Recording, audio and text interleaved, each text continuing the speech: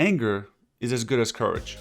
Fear is an escape emotion, anger is an approach emotion. So when you feel angry, you're more likely to go towards it, right? So let's talk about how anger is the key to ending your panic attacks. It might come as a surprise. A lot of times in mental health fields we discourage anger. We say, oh, no, anger is bad. Anger is antisocial, right? It leads to conflict. That's not the best way to look at anger. It's actually a very unhealthy way of looking at anger. A lot of issues, a lot of problems happen when we try to stifle our own anger.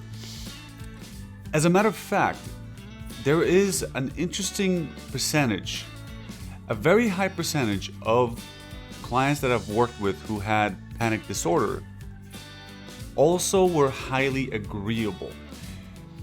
What happens with highly agreeable individuals is that they oftentimes, so by the way, high agreeableness, what is that? Let me just give you a little bit of a explanation of what agreeableness is.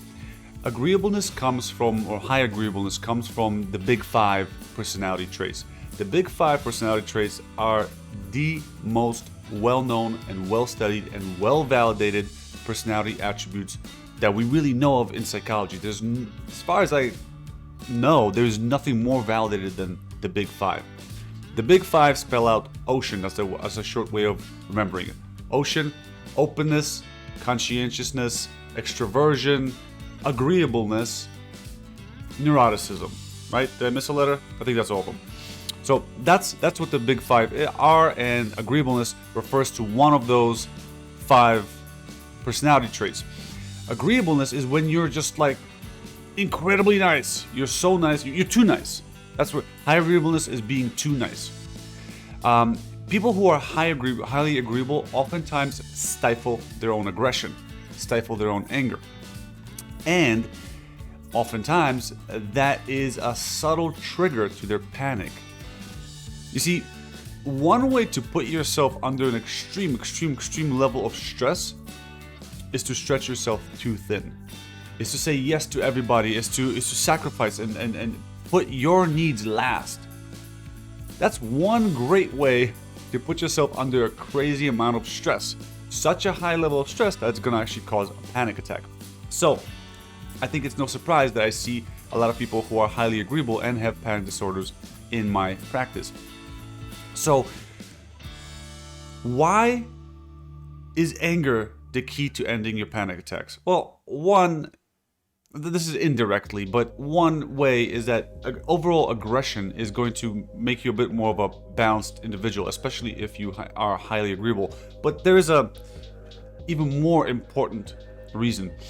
The reason why anger is so important in terms of overcoming your panic disorder is because anger or aggression is an approach emotion. What is fear? Fear is an escape emotion. Fear is what makes you run away, right? Fear is what your panic generates. Your panic generates a whole lot of fear.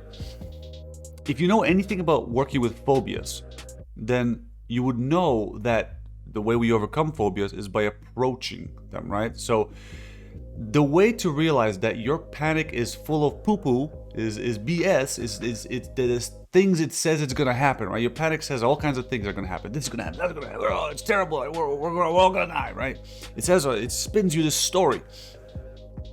The only way you're gonna really truly find out that it's not real is if you approach it, is if you face its threats, if you call its bluff, right? And anger is an approach emotion. Fear is an escape emotion, anger is an approach emotion. So when you feel angry, you're more likely to go towards it, right? So who are you angry at in this instance? In this instance, you're angry at your panic. You're angry at your panic disorder. If you haven't seen my the video I made about personifying your panic, then make sure to check that out. It's a lot easier to feel anger towards your panic if you have personified it. Anger is as good as courage. Think about a time, perhaps when you were little and you had a bully trying to bully you. You might remember that you were afraid to stand up for yourself. for the longest time, until you just got so fed up with your bully that you got so mad that you had a careless abandon. I think that's the word for it. That's the best way to describe it. You entered a state of careless abandon. You didn't even think about your own safety. You didn't think about the fear. All you felt was rage, anger, and you wanted to attack the bully. Perhaps you raged out at your bully. That's what anger does. Anger cancels out fear. So that's why it's so useful. Please hit the like button, subscribe, and I will see you in the next video. Make sure to share this content, and I'll see you in the next video. Bye.